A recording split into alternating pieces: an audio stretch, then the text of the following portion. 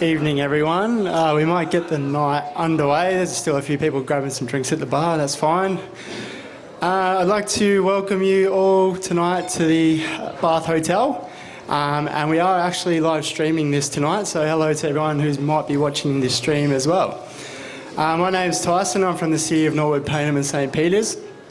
And we are very excited tonight and lucky to have two great speakers here to present Movement is Medicine and Why Wait Till We Are Broken.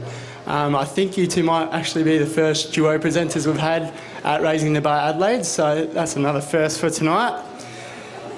Just a bit of background about Raising the Bar. It started in New York with the intention to turn pubs into classrooms by combining education and pop culture and maybe an alcoholic beverage or two as well. The event has been around the world from Hong Kong, London, Auckland, Sydney, and the city of Norwood, Payneham and St Peters is the only council area in SA to host this event, and it's our third time doing it. There are 9 other pubs and bars around the city tonight all hosting talks. We hope you enjoy tonight. Don't forget to share your experience and pictures via your social media accounts with the hashtag RTBADL for Raising the Bar Adelaide. We look forward to seeing some creative posts on there. There will be a chance for questions at the end of the night. I'll come around and share the microphone with you guys, but if anyone has any burning questions throughout the presentation, just yell out and I'll come for a wander around as well. I'll hand over to these two and we look forward to it. Thank you. All right, good evening everybody. It's really nice to see you all here and we're certainly really honoured to be here at the Bath. Before we get started and introduce ourselves though, we would like you to stand up for just a little challenge, just to get things going. It's movement. We can't not get you moving. So we thought we would just challenge everyone's balance after having a beer. So it's a nice way to think about it. So let's all just balance on one leg. If you've got high heels, this may be a bit trickier, but... Be careful, that's good. And it's nice to think about how long, perhaps, as humans, we should be balancing on one leg for without losing our balance. And Everyone's can everyone doing have a guess at maybe how long the average is for us humans? 2 minutes, 10 seconds. It's about 34 seconds. Okay, and then everyone close their eyes. If you're game, have a go. See if you can keep stable with your eyes closed. Okay, it's a bit more challenging. Okay, and open your eyes. Let's just swap over, change the other side. Let's just check and see if there's a difference. Okay, so we'll just have a go, eyes open. It's good to think about balance because if we wobble around and we find it hard, our body's working pretty hard and muscles are having to tighten up and work extra hard to keep our balance. So if we don't have good balance, it's already a start for our body going into a bit of overdrive and muscles already starting to tighten. Close your eyes. See if you can get 10 seconds without moving on this side. 3, 4, 5, 6. It is a bit unfair to anyone who's a couple of beers in. All right, everyone, have a seat. I think we got a winner over here. That was very impressive. Something so easy to work on, but... Good work, everybody. Well done. So my name is Jess Stenson, formerly Trengove. I'm a physio, working for Physio Smart and also a long-distance runner with a particular passion for the marathon event, so 42.195 kilometres, and I never thought I would fall in love with the marathon watching as a child, but it is an event that I now really love, and I've done 12 of them, so movement is quite a big part of every day. Agreed. Yes, and my name's Matt, and I am the owner of Physio Smart, which is a physio practice just around in Payneham. And yeah, we've got a wonderful team. So we've got 5 physios and 2 massage therapists, and we have a lot of fun at work. And movement really is my driving passion and my mission. So yeah, I love everything movement based. And I'm definitely not an Olympian, but I just like getting out there and doing a bit of all kinds of movement. And we went through university together, but what really drew us together was our combined passion for helping people to, set goals and achieve them and, get out there and move, which is something that we both love. So I guess tonight we are here as part of the Raise the Bar series to talk about movement. We're looking forward to having a chat about our bodies, how we were designed to move, how we evolved, and why we both feel that movement is one of the best forms of medicine. But Sure. we do have a problem. Matt, do you want to start us off with that? Yeah. Well, I think, let's just get the bad stuff out of the way, but we will talk about a bit of a problem that we've got. And I reckon everyone here, can everyone just put your hands up? Just everyone here, just put your hands up. We can all kind of look around. I'm going to get this table here just to pop your hands down. But keep the hands up at the back. Okay, so roughly this amount of people, okay, as part of our population and culture, you can pop your hands down now. The people that had their hands up is about the number of people who are going to be faced with low back pain. So it's about 80%, isn't it, of the population? About 80% of us are now faced with low back pain, and those numbers are just starting to creep up. Musculoskeletal conditions, which is things like back pain, arthritis, knee problems, hip problems, you name it, is our leading expenditure in our health system. So above any other form in our health, musculoskeletal conditions cost our country the most money. And it's on the rise. They reckon... Oh, here's another question. Just put your hand up if you know someone who's had a hip or knee replacement. Yeah, I obviously do. Wow, that's almost about everyone. So they reckon in 2030, so let's say 10 years away, that the number of knee and hip replacements, it's going to be such a burden that we will not be able to keep up. And the increase is happening so fast that it's going up by about nearly 300% with hip replacements, and that we're not going to have enough orthopaedic surgeons to be able to keep up with the demand. So they're looking kind of future planning. They're like, whoa, we might have a bit of a problem on our hands. Yeah. So, yeah.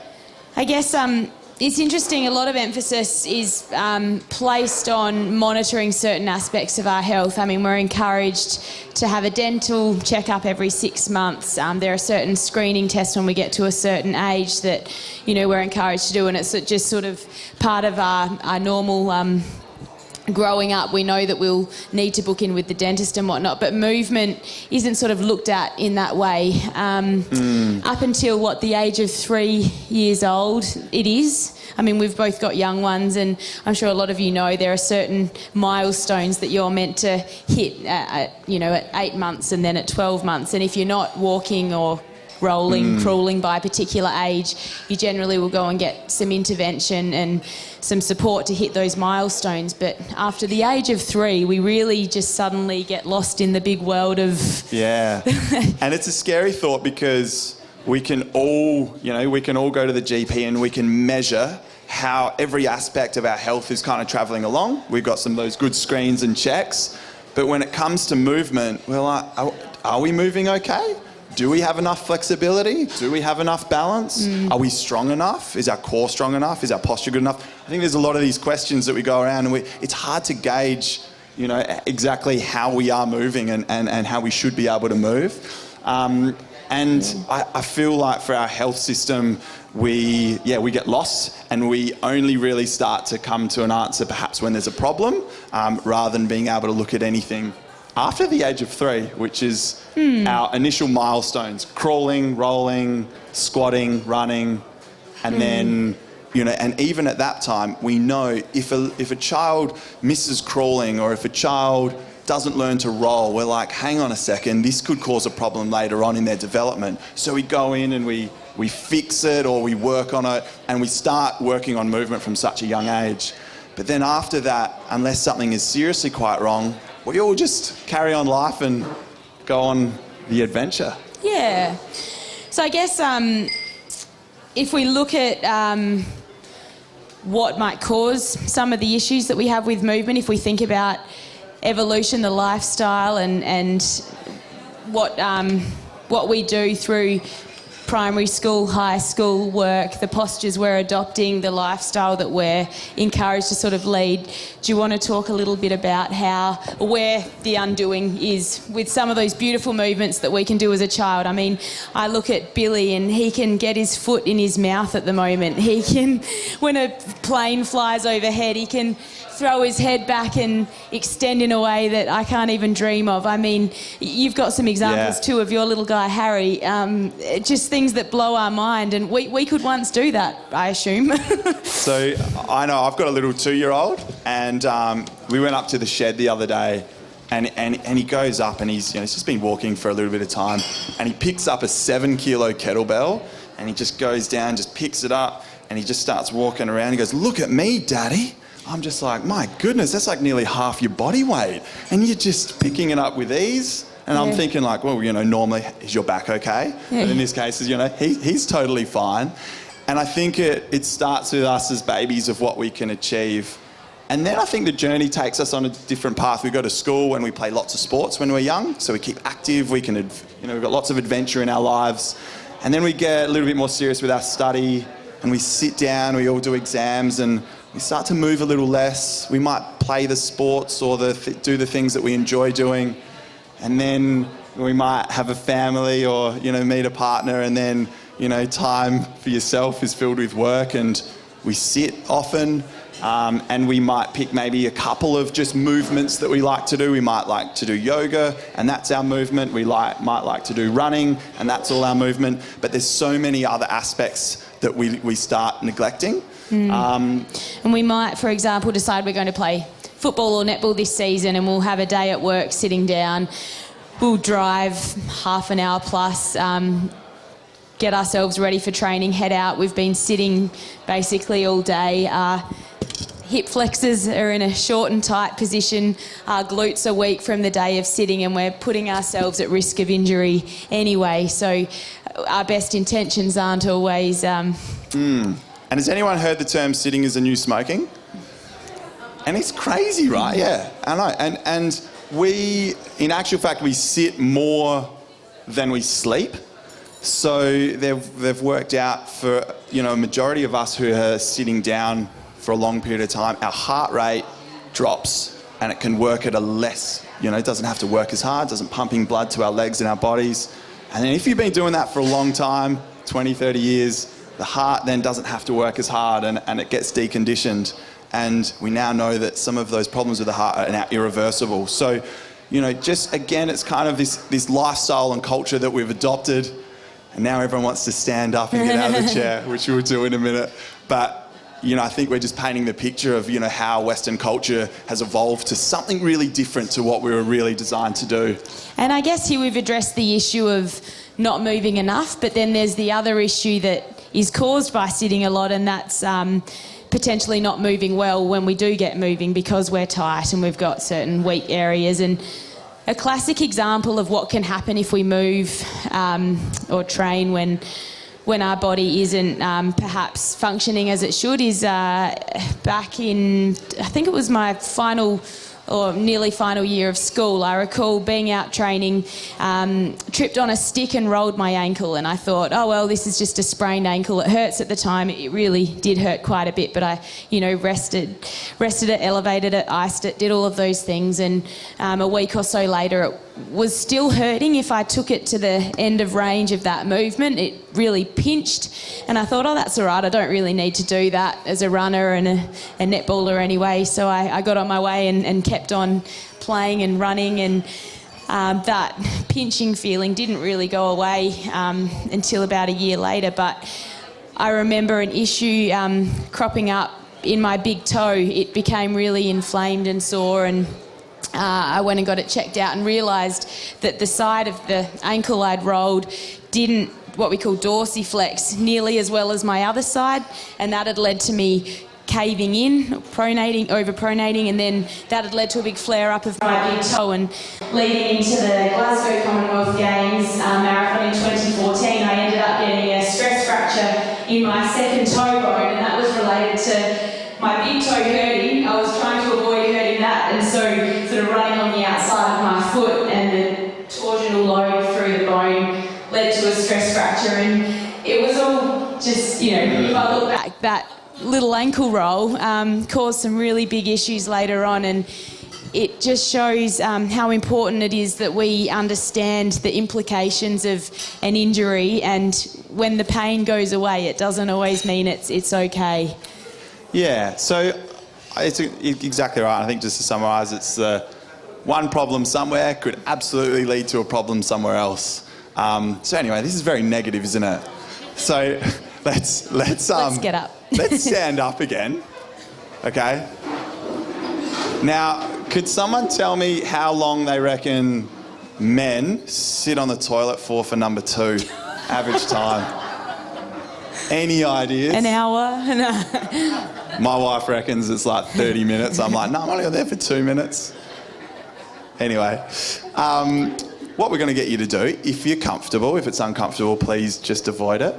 We're going to get you to squat just above your chair, and you're going to see if you can, don't touch it with your bottom, and see if we can, this is a little bit bigger, so I'm going to come down, see if I can just hold that there, but we're not allowed to touch. Now, at any stage it's painful or uncomfortable, you can come out of it, that's fine. Now, let's go back to when we were little tackers, when we were babies. We would squat, and there was no toilet chair, and if you wanted to sit on the toilet for half an hour, you got to squat for half an hour. We're going to make you go for a minute. That's okay. So then you feel the You're legs. all doing very well. Legs start to burn. The muscles are all working. You're doing pretty good. Hang in there. Okay, you can sit down. Well done. But did anyone find that really easy? If you go to the gym, who's got a little squats. burn in the quads going on? Yeah. You're like, oh, I'm feeling all these muscles working that obviously when we sit down, they're not challenged. And I think it's a good little reflection to think like, oh, maybe we're not doing what we're designed to do. Would you want to talk about some of the research findings in some of the Asian cultures? So one big, really interesting study came out, and they looked at, and if anyone has travelled to an Asian country, you might see people with the ability just to sit right down like this. And then that brings you back to the little tackers, the little babies. They can play here and they can stay here for ages. And if they don't have a chair, they'll often just sit down in this position and just rest. So, with our hip health problem, they went right out into a cultural village where they didn't have chairs and they were just squatting. So they were still doing what we were designed to do. And the elderly population were still squatting while they were cooking, while they were going to the toilet. And they took x-rays of their hips and they compared them to the hips of the same age in our Western culture. And as you can imagine, there was a difference. It was massive. 80 to 90% reduction in osteoarthritis in the hips of the Asian culture. So you're like, wow, we're getting a lot of problems here. If we could keep what we had done when we were little and we just maintained our ability to be able to stay down here, could this impact or help other parts of our body? So that was an interesting one. Yeah, would you like to take us through a typical journey of, I guess, when somebody has a sore knee or low back pain? Yes. What would they do? So I think, everyone will have their own journey, but typically, I think if we have a problem, we would just see if it goes away for a couple of days. We might take some anti-inflammatories for the pain and see what happens. If not, we'll go to the doctor and we'll just find out, say, hey, what's going on with my sore knee? And then the doctor would say, give some general advice, hey, just, stay off it for a couple of days, take some anti-inflammatories and see if it goes away. Or, if it's still getting a little bit worse, we might investigate it. So we could go to a physio or a health professional, we might get an x-ray, we might get a scan, and we want to know where the pain's coming from. So it's all about the diagnosis of where is the pain coming from. And once we know where the pain's coming from, our journey is for a recipe to help get rid of the pain. So if we found out we've got a little bit of a strain in the knee, we know where it is, we know how long it takes to heal, and our mission is to be able to get that knee feeling better. And I reckon that's just a very typical journey. And if it doesn't get better, then surgery. Big emphasis on pain, again, as we were talking about. So why is it that we only sort of come to people when we're feeling pain, and what's another approach? Yeah. So I think this is a story for me as physios is that we really only see people when there's a problem. And pain's wonderful because it gives us like the best information. It's like, hey, pain is there to just tell us that something is not operating well. And like Jess's, her pain was in her toe, but the ankle was the part that wasn't operating well. So we see all these people with pain, and pain's just a piece of information. But kind of what we're going on about is like, what about if we didn't just look at pain, but we just looked at the operating system? We just focused on movement rather than pain. And we feel that this is something that's not happening yet in our society. Yeah, well, we're very good at bringing in external things to help with the pain. So it might be something that you insert into your shoe, or we might... soft pillow. Yeah. That helps with neck pain. A brace. What else? Like a good mattress. Taping. We might reduce our load. We might say, okay, well, we can't squat at work anymore. We can't pick up heavy objects. As a runner, you need to cut your mileage right back, and we look at ways to improve the situation by influencing the environment. Pretty well. So, yeah. So I guess, would you like to give the example of, I guess, when you started work and talk us through your journey to discovering another way to approach injuries? So my journey took me when I first started helping people. I was like never been more excited to be a physio. I was so proud. I was like, oh, this is the best job ever. And I started at Victor Harbour on the hip and knee replacement area in the hospital. And I was getting hips and knees moving better. And honestly, it was wonderful seeing people get back to bowls. And I don't get me wrong, I've got a lot of credit for hip and knee replacements. They do wonders. And then in the clinic, I was, looking and helping people. And my objective was to just make their pain better. So if someone was to come in and see me, I was, when they would come back, I'd be like, and how are you feeling? Is your pain a bit better? And if they're like, yeah, I'm feeling a bit better, I'm like, yes. I'm doing a good job. And for a few years, I was getting a bit frustrated because I felt like I just wasn't actually making a massive impact. So I was very fortunate to be given a book called Movement. And that book led me to go to America. And it was essentially a book written by a guy who looks after some of the top athletes in the world internationally in sport. And I was like, oh, this is pretty exciting.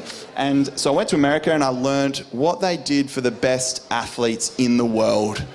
And I was blown away. They leave no stone unturned, and opened my eyes to movement assessment. And essentially, I learned how to assess every part of movement in the whole body. And I came back and I was like, this is amazing. And I think I had my first patient back was about a 70-year-old lady with hip pain. And I just said to her, I was like, do you mind if I don't work on your hip today and we just did something a bit different? And I remember feeling a bit nervous about it. And she's like, oh, that's okay. That's all right, I trust you. And I started doing rolling patterns. So I started getting her rolling on the ground, and she's just looking at me like, what the hell is this guy doing? I'm like, now let's work on squatting you deep. So I put her heels up and put band around her knees, and I got her to squat deeper. She's like, okay, this is a bit interesting. And I'm sending her home, balancing on one leg with her eyes closed. And she's like, what is going on? Anyway, long story short, hip starts getting better. I'm like, oh, this is all right. And ends up, she had a really good result. And from then on, I just changed my focus. And my mission was to help people move better rather than helping people in pain. Yeah. It's kind of my story. And then, that's like our team of physios. I think that's our... everyone's mission now. Yeah, and I guess I'd come from a background of really honing in on the pathology and the injury at hand too. And, I look at the example of, say, a hamstring tendon injury I had in 2012, 2013. And, I'd go into the clinic and we'd do a straight leg raise, and my movement would be restricted, and we'd say, okay, we need to work on the hamstring and gluteal flexibility to improve that straight leg raise. And after not probably catching up with you for a number of years, we caught up and had a chat, and Matt was telling me about what he'd been up to and introduced me to sort of the movement screening tests and whatnot. And I actually did a movement screen, and one of the first things we found is that if I actually resisted a TheraBand and activated my core, my straight leg raise improved dramatically immediately. So suddenly started questioning, well, it wasn't really a tight hamstring problem, was it? Because as soon as I get my core working, I get movement. So that's why those stretches probably weren't working so well. And,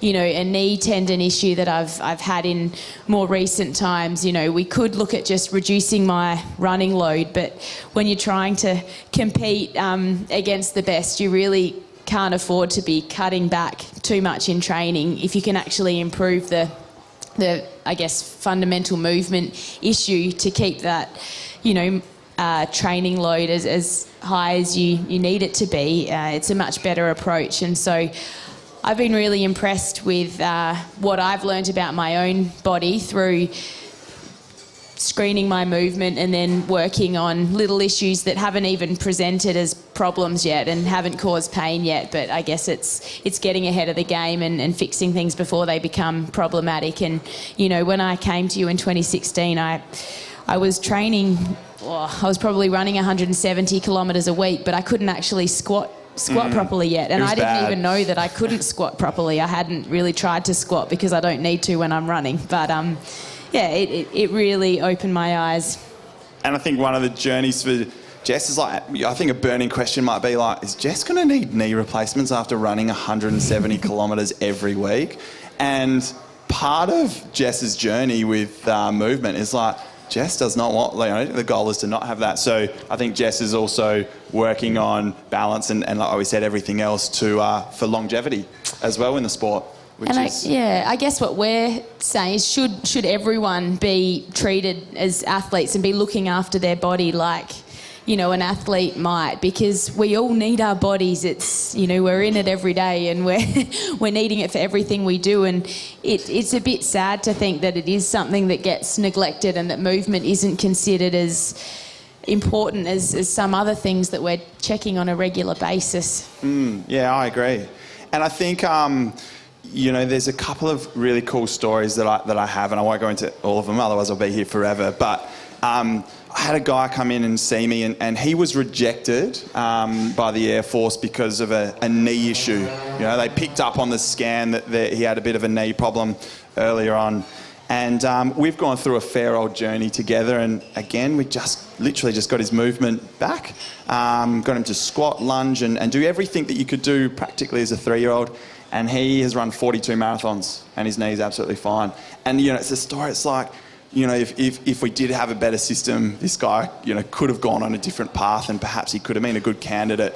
And what they're doing in other countries, so if you look in America, they are screening all of their high-level athletes, but also everyone in their fireys and in the military, and they make them work on their movement as soon as they enter. So it's just part of their program.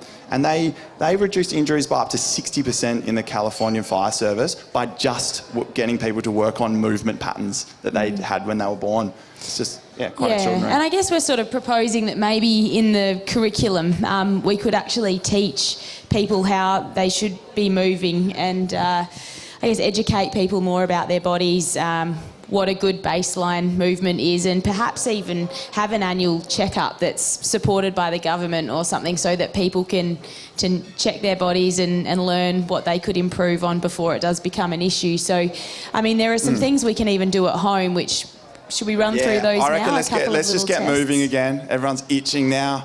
Come on up. Come on up.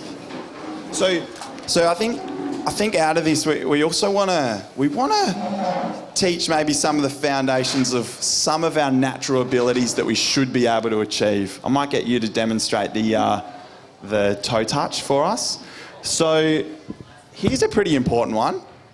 Everyone could touch their toes when they were young. So with your legs straight, can you simply just reach down and touch your toes? Oh. Without snapping your back or your back of your legs, and come back up.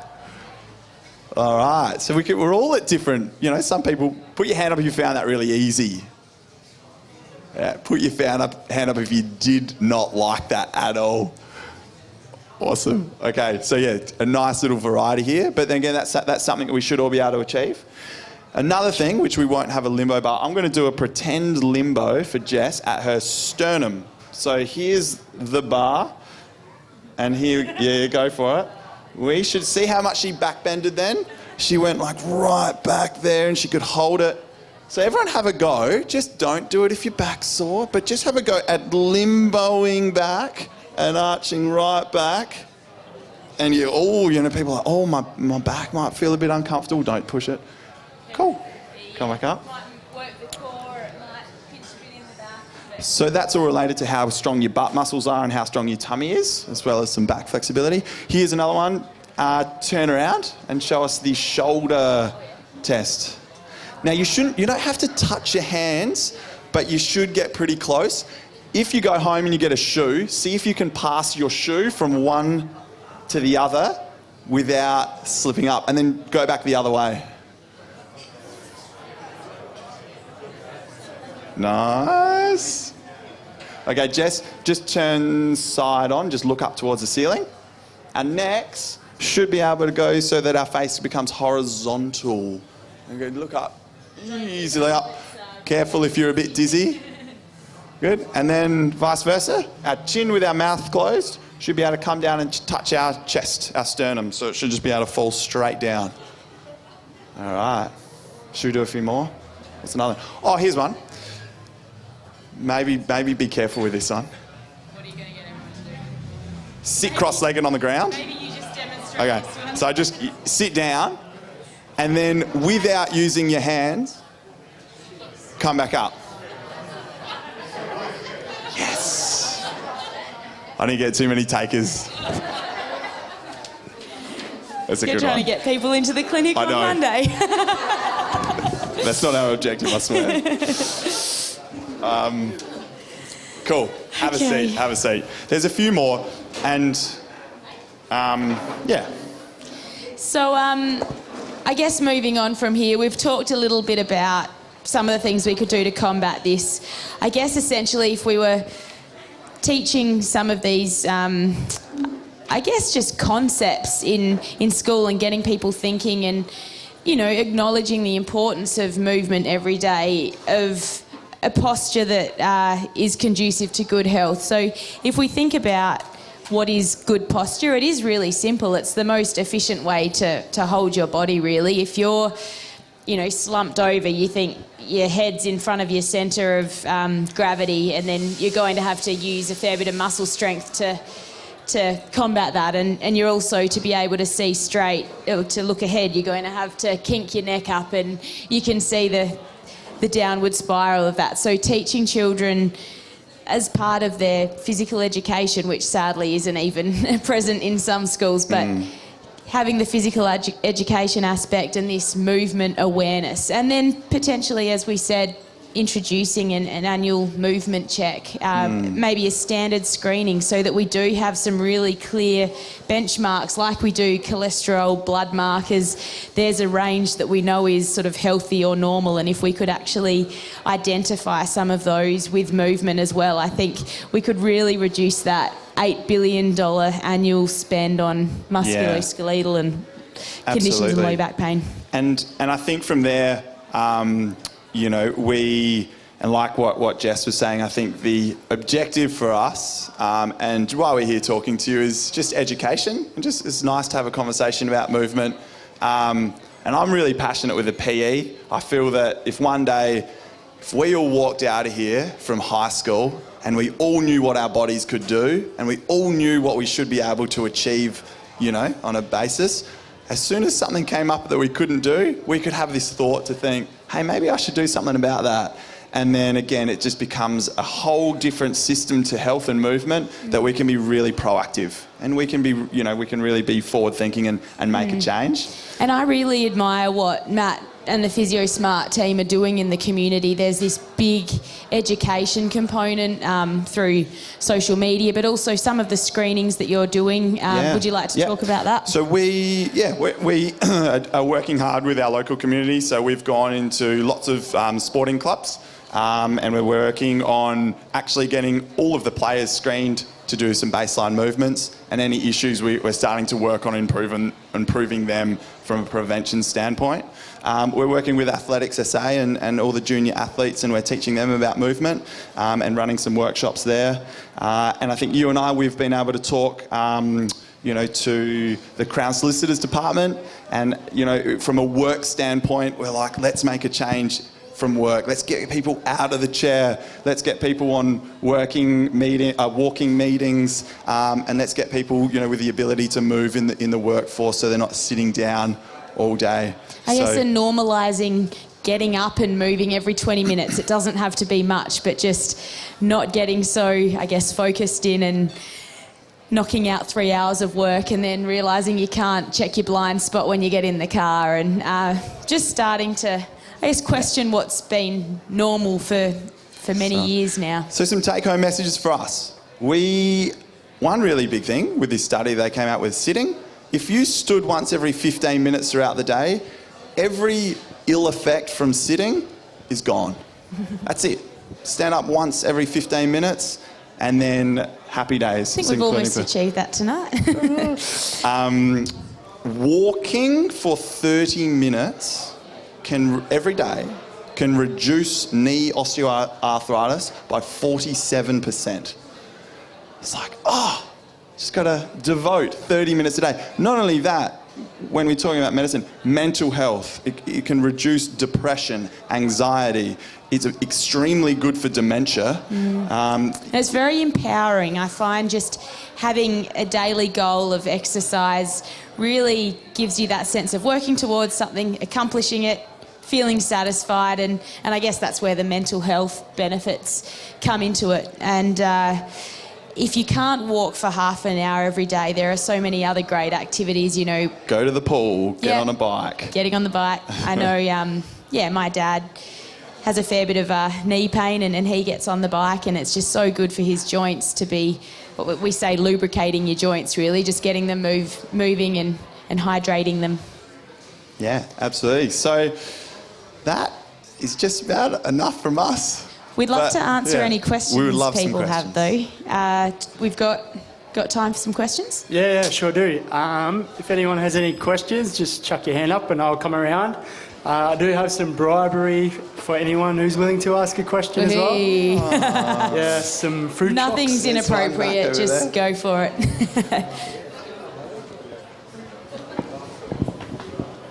Thanks. Hi, I'm Jess.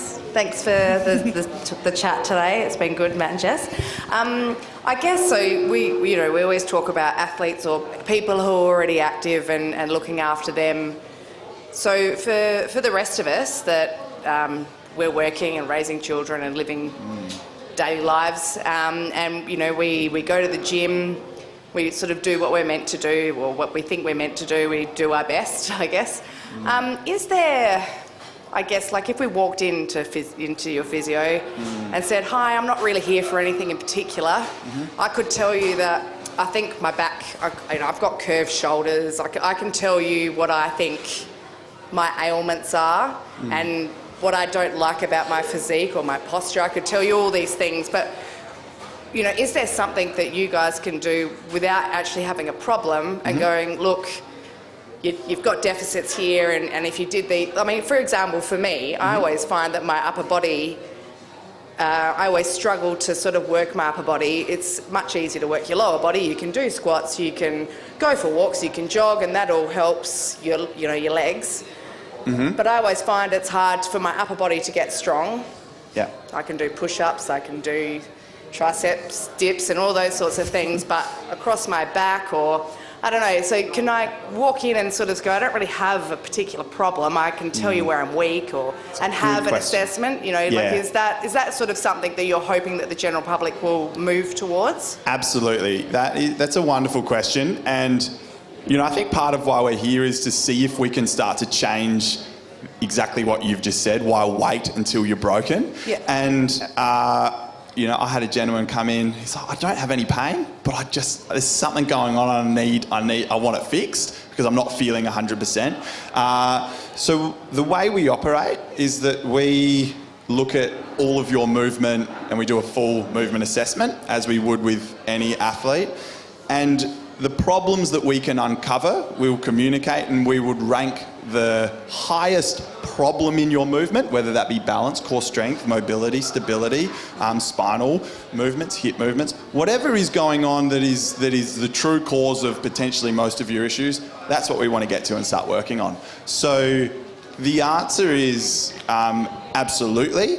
And when we're working with like our athletes, that's what we are doing. But we would like to treat the whole general public in that way. And that's, you know, by far the most proactive way to work on something before it becomes a problem. I think another thing to think about is movement quality rather than just movement quantity. So what about if you go to the gym and you do 100 squats a day? But, you know, maybe your squats are your feet turned out, your knees are going in, and you're doing squats, but what we're after is your ability to do movements with perfect quality, like what we're born to do with. So where we come in is that we like to break your movements down and get you starting again almost a little bit from like when you're a child, and build up those movements from lying, from, you know, being on hands and falls like what we're doing when we're crawling, to balancing on one knee, up into standing and doing those standing movements. So to answer a little bit, I think when you go to the gym, it's more about the quality in the way that you're moving, perhaps, rather than just sets and reps. And I guess what we're hoping for as well is when you go home and there are toys all over the floor and you've got to go and pick them up, that you'll be then incorporating those good movement patterns into picking up the toys, bathing your child, you know, preparing dinner, reaching up to put the clothes on, whatever the jobs may be, that they'll all be done with good quality movement, so we're not perpetuating any issues as well. So there are a few elements there in that it is reality that a lot of us do need to commute, drive, spend a day at the office or whatever, and we're hoping that people will be more aware of their postures, will make an effort to just move throughout the day, and then when they do their structured exercise, they'll be able to do that in a way that doesn't put them at risk of injury. So if we detect things like shoulder weakness, everyone's got maybe 3 or 4 kilos lying around. If your shoulder can do this, just try walking around and holding it above your head for a couple of minutes, okay? And if you could do that and you could still turn your head left and right and move your neck around, that is one of the best exercises for strength in your shoulder and for your neck and for your posture. Have anyone ever seen, or again, we'll go back to some different cultures, anyone seen anyone walk around with some heavy objects on their head? How good's that for checking your posture? Could you imagine if you're just walking like this? Big fruit platter just... Boom. So, you know, you could chuck a little bean bag and try and balance something on your head while you're walking around. Pillow, and it tissue can box is a good one. be, you know, something at home that you can do that's very, very powerful in that regard. I'm not diagnosing your problem because it could be your neck, it could be your upper back, could be your shoulders, could be your tummy, could be lots of different things that's causing your tension through your upper back. Could potentially come from anywhere. I hope that answers what you're after. Good question. Got another question up the back here. Yeah. Hi guys, thanks for the chat. Just had a question if there's any research on how improving joint flexibility and hydration, how that can improve your energy levels? That's a good one. Well, so movement in, say, productivity at work, that's where I know just a little bit of research, but related purely to energy levels. They've looked at studies, for example, where going for a walk or practicing yoga compared to having a coffee at 2 p.m, what gives you more energy? Movement, by quite a long way. They looked at creative thinking, people's ability to problem solve. And one group, they had people sitting down for a good amount of time, and then they gave them some creative tests. And then they took another group and they made them walk and move and keep moving, and they gave them creative tests. 60% increase in creative thinking while we're moving and while we're on the move. So I know there's more research coming out with yoga, with that type of joint movements and energy levels, but the profound research is absolutely devoted towards movement more than coffees and other things that we like to sip on to give us more energy.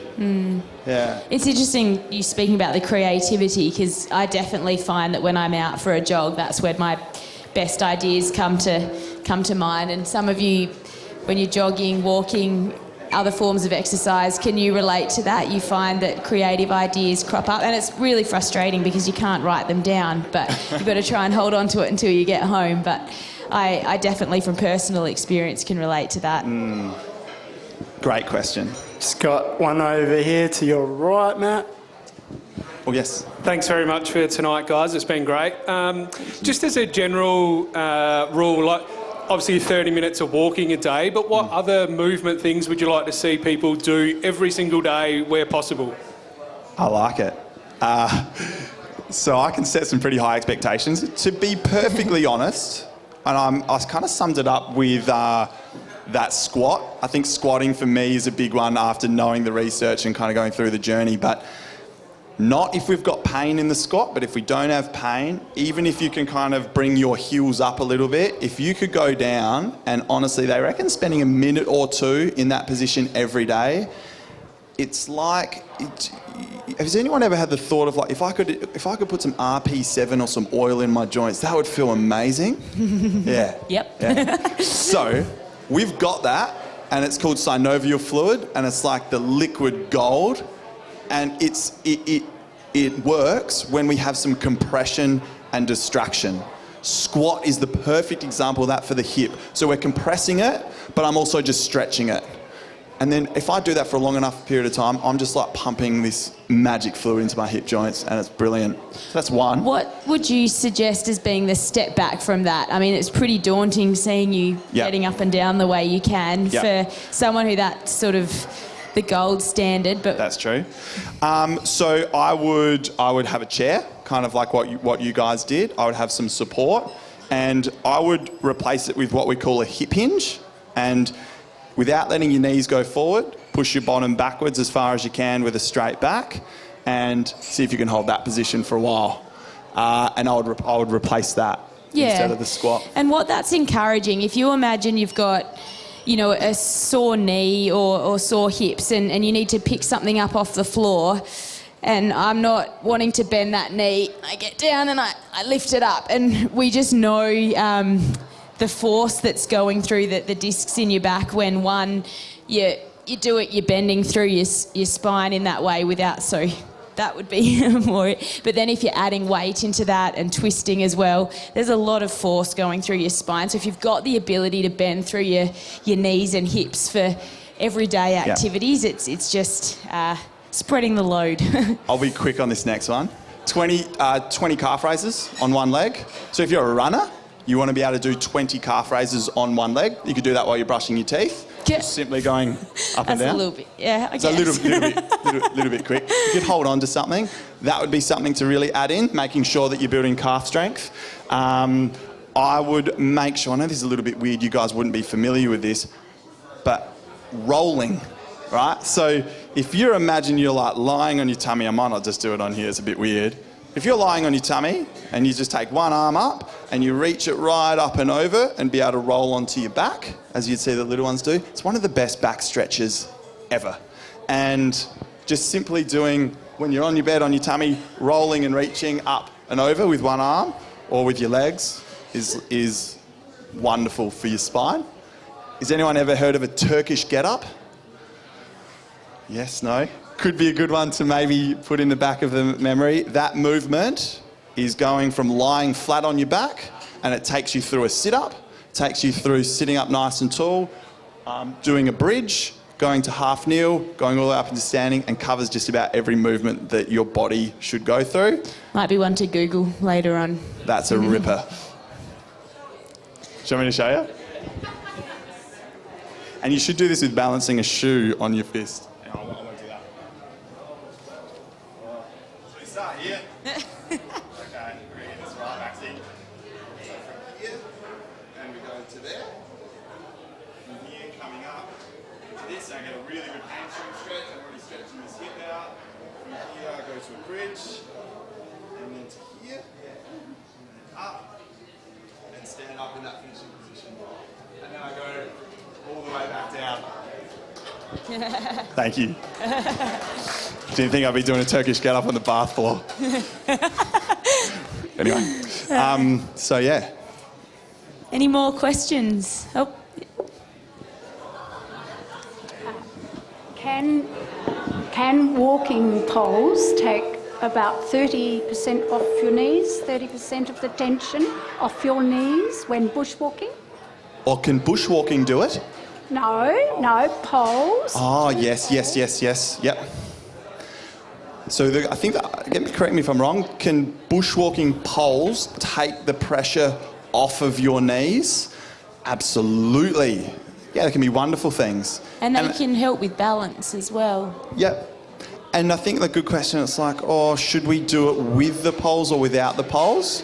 The answer is if you've actually got a bit of a knee issue and it's already there and your knees are a bit sore, if the poles can help you get 30 minutes and can help you achieve that distance that you're going for, love it. So, yeah. 6 hours. Now we're talking. Every day. Wow. Nice. I need to walk a bit more after hearing that. Sorry, Brilliant. Matt, just on that last move you did, are you able to pronounce it again for us? The Turkish Like Turkish delight. get up. The Turkish get up. The Turkish get up. Yeah, it's very good. Any other questions? Questions? We've got plenty of fruit chocks to give out. Oh, fruit chocks. Another one at the back.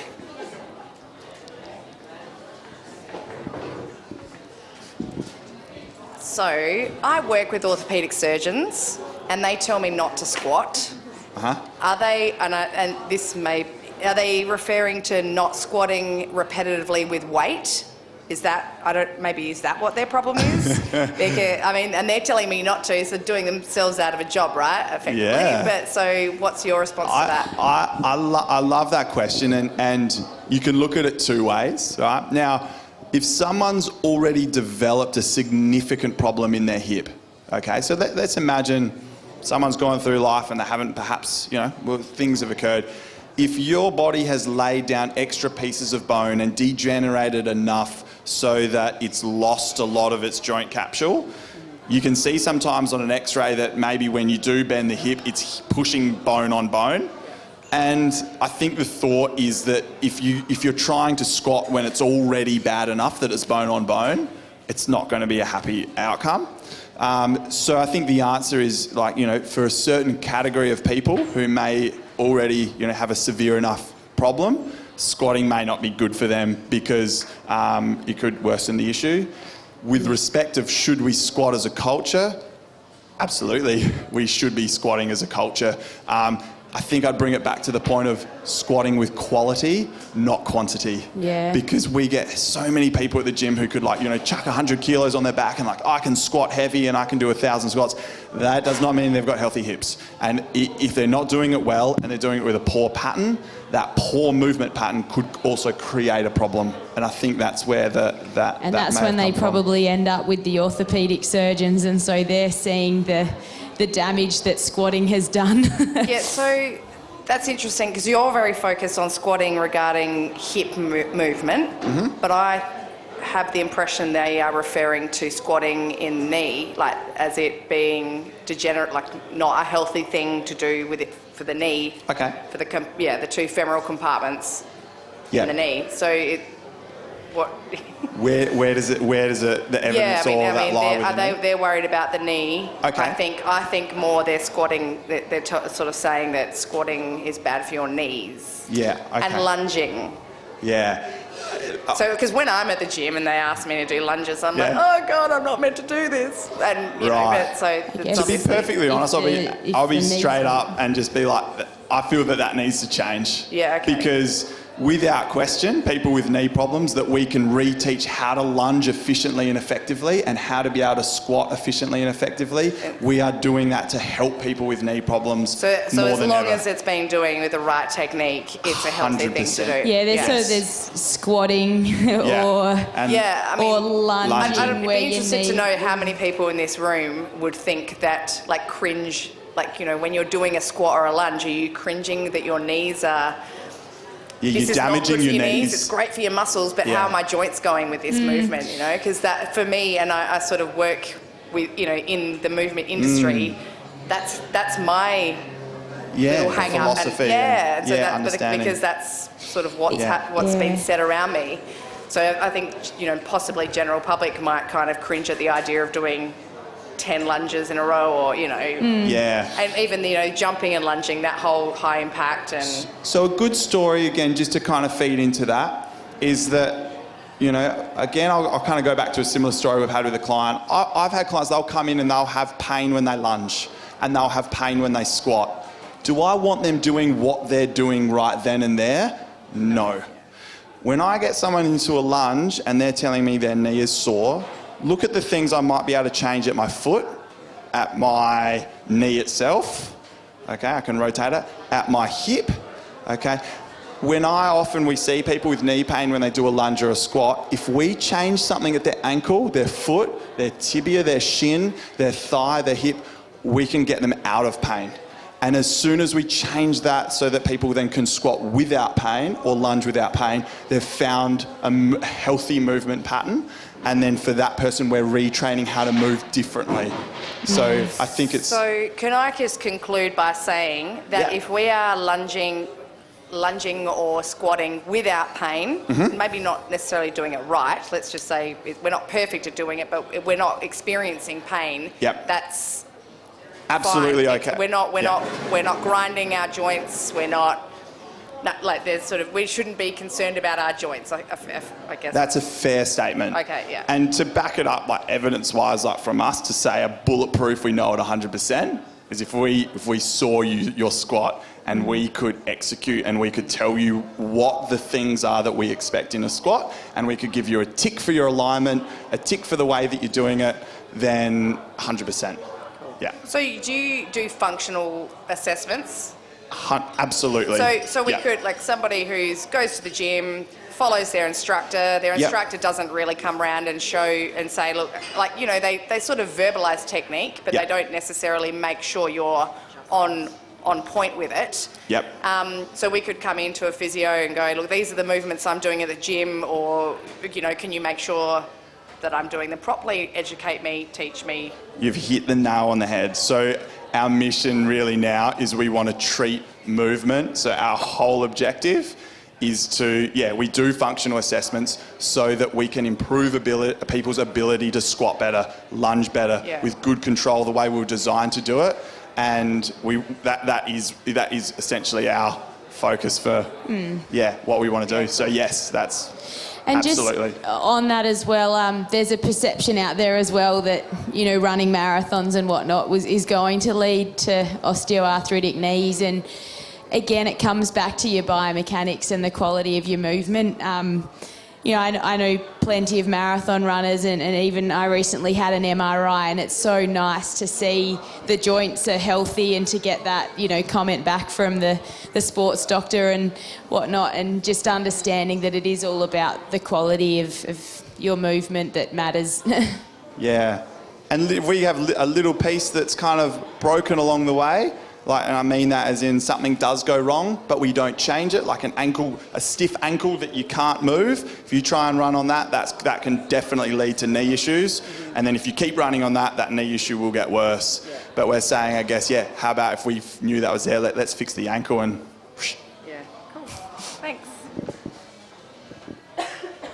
Sorry, just how much is healthy movement about joint mobility and how much is about muscle strength? It's really... Well, I like that. All in sync, isn't it? What do you reckon? Well, they all just come hand in hand, the balance, the stability, the mobility, the strength. It's a fine interplay of all of those elements. You can't really have good movement with a kink in the chain. Put your hand up if you think you're flexible. There's got to be some. For the people who think they're generally flexible, muscle strength is more important. Put your hand up if you think you're pretty stiff and you don't move that well. That kind of sums up that if you feel like you're a person who can't move very well or doesn't have good range of motion, often then the joint mobility is the aspect that you would need to work on. So everyone's a little bit different in that spectrum. Balance is the key, a really good balance between both. Exercises that combine both. Yeah, and what Matt's, I guess, suggesting, some people genetically will be they might have really lax joints, and that's where stability will be something that they might need to work on more. And there might be a gymnast who has a really successful career and has no issues, and then stops working out, and their excessive movement suddenly becomes a problem because they haven't been working on their stability to counteract that. So yeah, for sure. Any other questions? Yeah, one over here. For people who do a lot of computer work, Yep. there's a trend to stand up and not sit down, like have an elevated, desk. So how beneficial is that a good idea? What do you think about that? I use one. I think it's a great idea. I think standing all day in the same position isn't that healthy for you either. I think your ability to go from sitting to standing and moving around is great. I think the best thing about the standing desk is creating the awareness of, we should be standing more than what we're sitting. So I'm a big believer that it's a very healthy option for sure. Anything else? no, that couldn't agree more. Yeah. Any more while I'm going? Thank you for the great questions, everybody. I know, this is It's good. It's been really nice to chat to you all. Yeah. Yeah, thanks, Matt and Jess. I think I can speak for everyone here, and we all thoroughly enjoyed tonight. Very interactive, and the stats and facts that you're throwing out are quite crazy when you think about it. And I think everyone's got some tips and tricks to improve their movement coming away from tonight. So thank you for that. On behalf of the City of Norwood, Payneham and St Peters, I'd like to thank you for your time tonight. And I do recommend giving the team at Physio Smart out on Payneham Road a visit. They do some great work out there. I've done a few screens through footy there, and they've found a few issues with me, and it's greatly helped me. So I do recommend going in and paying you guys a visit. So this is Thanks, for you. Tyson. And thanks everyone for Thank you. giving the movements a bit of a go and getting involved. It's a real pleasure to be here. Just real quick, if you want to learn a bit more about like movement and what you should be able to do, you may not have Instagram. It's a growing trend. We've got an Instagram account, just Physio Smart, and we just throw on all movement challenges that you should be able to do. So a lot of the stuff we went through tonight of like, I wonder if I should be able to do this, jump on there, and I think you'll get some really good examples of, some tests that you can do at home. Thanks for having us. That was fun. That's great to have you guys here for the first time. So I'd also like to thank the Bath Hotel for hosting us tonight. Yes. I encourage you to stick around, grab a meal, grab another drink. Get on the social media if you have any pictures with hashtag RTBADL. And we are, like I said, also streaming tonight. And that's through the Bath Hotel's Facebook page. So if you'd like to re-watch this presentation or show a friend tonight's presentation, feel free to jump on there. I hope you all had a great night. Thank you for attending. That's tonight. Thank you. Thanks.